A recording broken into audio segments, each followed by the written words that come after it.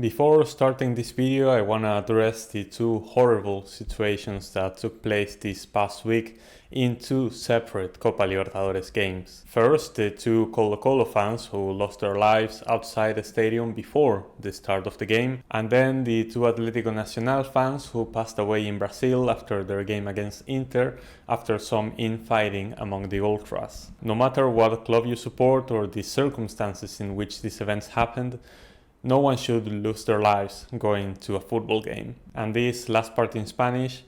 Si están viendo, les mando un abrazo y mucha fuerza a aquellos que hayan sido afectados por alguna de estas tragedias. Y para todos los demás hinchas sudamericanos que tanto orgullo sentimos en la pasión que mostramos por nuestros clubes, no tenemos que dejar que esa pasión se traslade a violencia. No puede haber más violencia en los estadios de fútbol. Y para los hijos de remil puta de la Conmebol, que se pongan a trabajar y que se empiecen a preocupar por las cosas que realmente importan, porque se está muriendo gente en sus estadios yendo a sus partidos. Así que hay que ver si les interesa más la vida de las personas o sus cuentas bancarias. Now, roll the video. There is no time to slow down for many of these teams. Matchday 2 left us some big shocks, and some teams are already starting to dream big, while others will have to fight their way back. There is still a lot to play for. Which is why here in Rank Talks Ball we're gonna predict all the games in Matchday 3 of the Copa Libertadores 2025.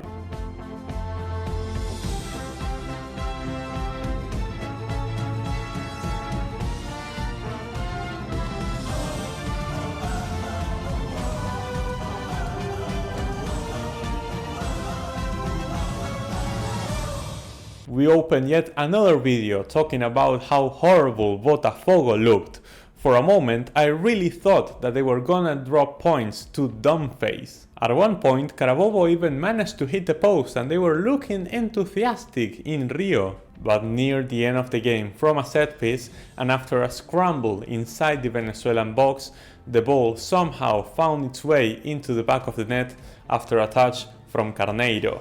And in the 8th minute of stoppage time, Martin scored another to make it seem like Botafogo won comfortably when it wasn't the case. But at least El Fogao won their home game, unlike Estudiantes, who once again lost to a Chilean team in La Plata, just like they did last year against Huachipato. This time it was against La U de Chile, and at first it looked like the Argentinians would cruise to a win when Piovi opened the score only 3 minutes in. But in less than 10 minutes, Estudiantes committed a foul inside the box, which allowed Charles Aranguis to equalize from the spot, and then Valdivia turned the game around for the Chileans. After this, the home team had many shots, but not that many clear chances, and at some point they could have even conceded a third. Disappointing once again from Estudiantes, and again they will play at home, which at this point I don't even know if it's an advantage. But this Botafogo team is so bad that if Estudiantes cannot beat them, I will be more than happy to send them down to the Copa Sudamericana. Carabobo almost make me look like a bobo because they played a fantastic defensive game away to this horrible Botafogo team. And when the Venezuelans actually went on the offense, they troubled the Brazilians, even hitting the post at some point. But as the old saying goes, jugamos como nunca, perdimos como siempre. As from a set piece in the 88th minute, Botafogo finally managed to open the score, and at the death they added another. Heartbreak for Downface, who now have to host Universidad de Chile, who are 6 for 6 so far in this group after going away to La Plata and being Estudiantes. The Chileans conceded quite early, but just as quickly they turned the game around. First with a penalty scored by Charles Aranguis, and then a second goal from Valdivia. And they held onto that result to get a massive win. And if they continue this form, I think that they could realistically go 9 for 9. So away in Venezuela, I'm gonna predict U de Chile to get the win. Independiente del Valle once again looked horrible.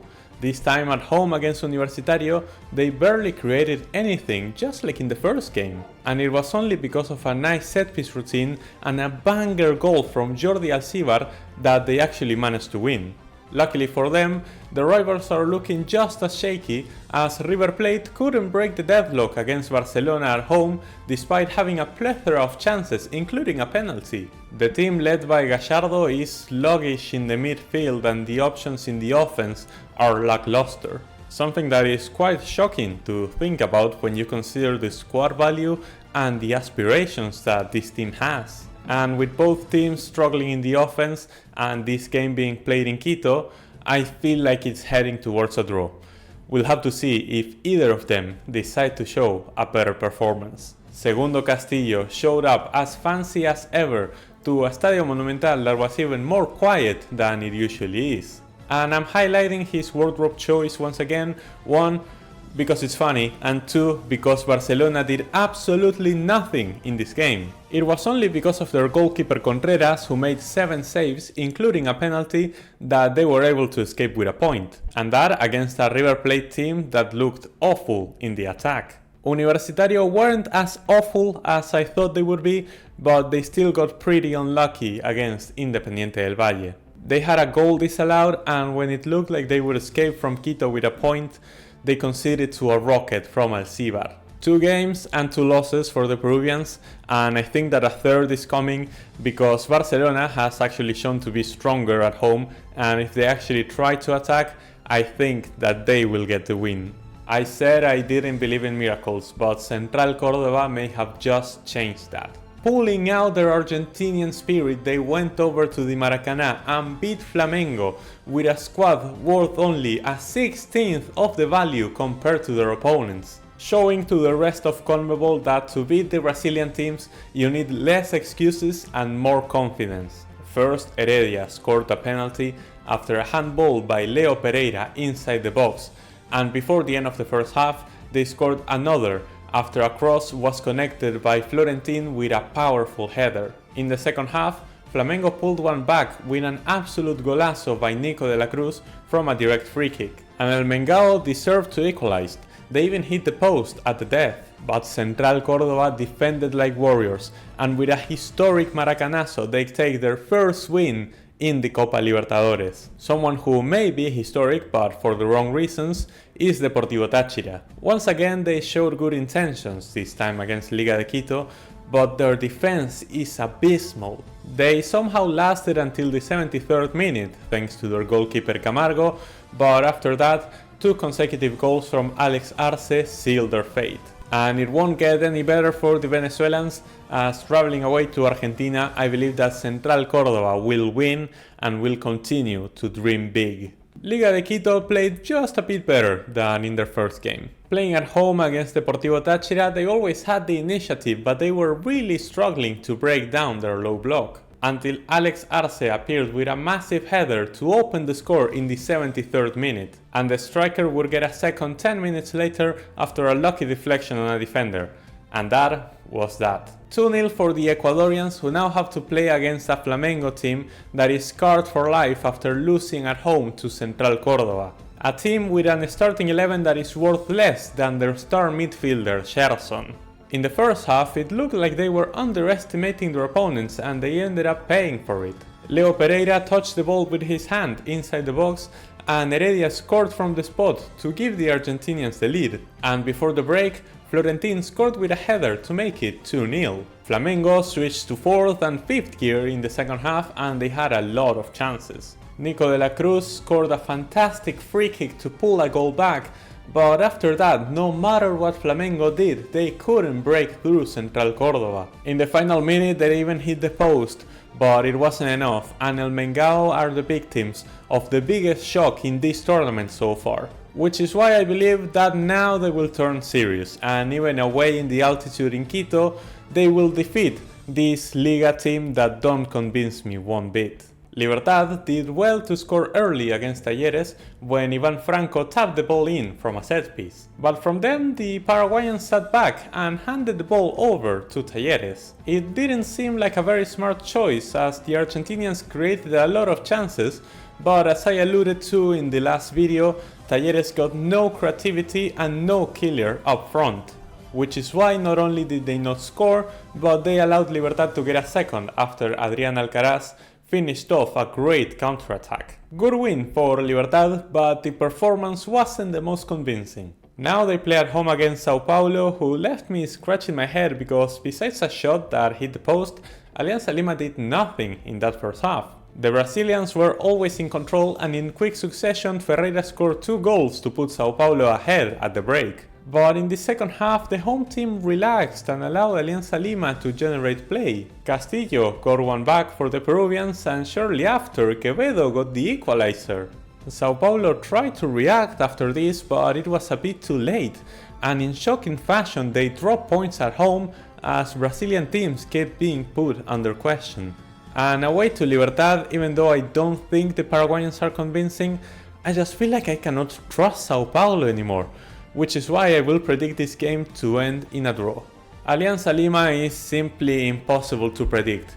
In the first game they looked so bad that I believe they had no chance away to Sao Paulo. And it looked to be that way, as at halftime they were 2-0 down after 2 goals from Ferreira. But in the second half they got the ball and they began to play fuchibol, and that led them to score not once, but twice. First, a fantastic link-up play was finished by Castillo with a powerful shot. And 10 minutes later, an overhead kick by Quevedo equalized the game for the Peruvians, who defended the result and got a point away at the Morumbi.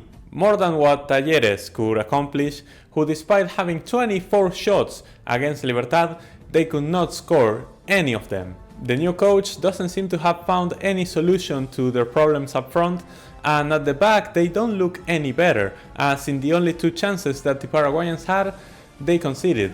Awful from Talleres once again, and if they continue performing like this and Alianza actually decide to be serious at home, I believe that the win in this game will go to the Peruvian side. Another shock came in Group E as Atlético Bucaramanga showed their fangs and beat Racing in Argentina. The Colombians struggled at the start of the game, but they were bailed out by their goalkeeper Quintana. Slowly but surely they grew into the game and started creating chances. The second half was back and forth, but the difference was Bucaramanga being clinical with their chances. First, Luciano Pons scoring with a header, and then Fabián Sambueza finishing a great counterattack to make it 2-0. Racing on the other hand was very wasteful, and despite getting a consolation goal in stoppage time, it wasn't enough. And out of nowhere, Bucaramanga find themselves top of the group after beating one of the favorites. Their opponents will be Fortaleza, who couldn't finish their game against Colo-Colo after the pitch was stormed by ultras around the 70th minute. Game that shouldn't have been played, as 2 underage Colo-Colo fans died outside the stadium before the match even began. During the 70 minutes that were played, Fortaleza sat back, suffered and defended. It was a pretty boring affair, and I'm starting to lose hope in Fortaleza, which is why I think that playing at home, Bucaramanga can get another win. Colo-Colo lived one of the darkest days in their history. Before the start of the game, poor management from the local police led to the death of 2 young fans. CONMEBOL, being the spineless, greedy bastards that they are, decided that the game should go ahead anyway, and so Colo-Colo tried their best to break down Fortaleza. They had the initiative, but they didn't really create any chances, and the game was suspended around the 70th minute when the ultras stormed the pitch. Supposedly to protest the death of the 2 kids outside the stadium, but they did so chasing the Fortaleza squad away and by taking selfies with their own players. A terrible situation that will have to be solved in due time, but for now the Chileans have to play at home against Racing, who suffered a shock at home against Atlético Bucaramanga. After not scoring early, the Argentinians looked confused, which allowed the away team to score twice in the second half. La Academia tried to respond and they did score a consolation goal, but it didn't mean much. And we saw the doubtful Racing that we see in the Argentinian league. However, I will trust that it was just a slip-up, and against Colo-Colo, I believe that either with football or fighting spirit, they will be the ones to take the win. Bahia keep on impressing me. They went away to Montevideo to play against a very poor Nacional and they took full advantage of it. In a cagey game, Eric Pulga scored a banger, curling it to the far post to give Bahia the lead in the second half. After that, they resisted Nacional's efforts to equalize and picked up all 3 points on the road. Unlike Atlético Nacional, who played a decent first half against Internacional, but just like I told you, and playing like that, I have no doubt that Atlético can damage Inter. However, my past self is reminding me of how usually Colombian teams play in Brazil. Inter were nothing spectacular, but even San Marino would be able to win if you give them 2 penalties and you get one of your own players sent off. That's the situation Nacional put themselves in, and despite creating good chances, not only did they not find a consolation goal, but they conceded a third near the end. And with their star player Inestrosa suspended, I'm ready to admit that I bought into the hype, and my hipster pick will be that Bahia will win this game against Atlético Nacional. Internacional took advantage of an extremely naive Atlético Nacional side. To be fair, the Brazilians were the ones controlling the game and they were always pushing for the win, but the Greens laid it over on a silver platter. First, they conceded a penalty scored by Alan Patrick, then Inestrosa was sent off. Then another penalty for Patrick to get his second, and then near the end he rounded up his hat-trick after being assisted by Aguirre. A comfortable 3-0 win, and now they will receive Nacional, who managed to disappoint me despite me not expecting anything from them. At home against Bahia they were extremely dull, and it wasn't until they conceded that the Uruguayans realized that they had to push for a win. They were more intense, but they just couldn't get it done. 0 points and 0 goals for one of Uruguay's giants so far. And away to Internacional, I think that it will be pretty difficult for either of those streaks to break. And I think that the win will go over to the Brazilian side. The Cerro Porteño we saw on Matchday 1 was nowhere to be seen in Brazil. Against Palmeiras they always played for the draw, and they only lost 1-0 because El Verdao's finishing was awful, which is still a bit better than what Sporting Cristal did against Bolívar. In La Paz, the Peruvian team that is already pretty limited was now struggling to breathe, and the altitude merchants took full advantage of that. Cristal only lost 3-0 because it could have easily been 5 or 6 if it wasn't for their goalkeeper Enriquez. And well, both teams looked horrible, but at least Cerro Porteño has shown that they can play some football and now they play at home, so I will trust that they will beat Sporting Cristal in this game. Bolívar absolutely ran over Sporting Cristal playing in the altitude. As we know, playing at home they are a completely different team. They forced a mistake out of the Peruvians early on that led to a penalty that was scored by Fabio Gomez. And who else but Ramiro Vaca to get a second with a shot squared at post and then a third with a missile from outside the box. Outstanding performance from the Bolivians, but now we'll have to see if they can keep up against Palmeiras, who dominated their game against Cerro Porteño but struggled big time in the final third. It was only thanks to Richard Rios, who scored again, this time at the end of the first half, that they managed to win. Because for the rest of the game, they missed big chance after big chance. And if El Verdao's finishing is gonna continue to look this sus, I think that away to La Paz they will struggle, which is why I will give the win to Bolívar. Olimpia are trying to be the biggest letdown of this Copa Libertadores. After 20 minutes, which they dominated against Vélez, they conceded in the first chance that the Argentinians had. And after that they looked absolutely horrible in the offense and shocking in the defense. Which explains why they couldn't score, and instead they conceded 3 more in the second half. A 4-0 defeat at home is what in the business we call a sackable offense, which is why Martín Palermo was fired as the manager, and with a new coach, Olimpia will have to play at home against Peñarol, who got the job done against Bulo Bulo playing in Montevideo. Leo Fernandez keeps on being the star, assisting both goals, first by Villalba and then by Machado respectively. But Peñarol still don't convince me. With the amounts of shots that they had, they should have been able to beat San Antonio at home by a bigger margin. And in the league they are still struggling, which is why despite Olimpia looking this horrible, I think that away in Paraguay this game could end in a draw. San Antonio did what was expected of a Bolivian team playing on the road. Away to Peñarol they did absolutely nothing, and considering that, it's shocking that they only lost 2-0. Horrible performance from Bulo Bulo, who luckily still have the 3-point cushion that they picked up in the first match, and now they have to play at home against Vélez, who suffered in the first half playing away in Paraguay against Olimpia, but their goalkeeper Marchiori saved every shot that came their way. And in the first chance the Argentinians got, Brian Romero scored with a header after a cross from Elias Gomez. In the second half, and now with the confidence of having the lead, Vélez played a lot better and ran over Olimpia. Romero got a second with a penalty, then the wonder kids Montoro and Carrizo linked up for a third. And near the end of the game, Pizzini rounded up the 4-0 win for the Argentinian champions. And yes, they will be playing in the altitude, but they are soaring high in confidence, and Bulo Bulo still have to show something that isn't home field advantage, which is why I predict Vélez to get the win.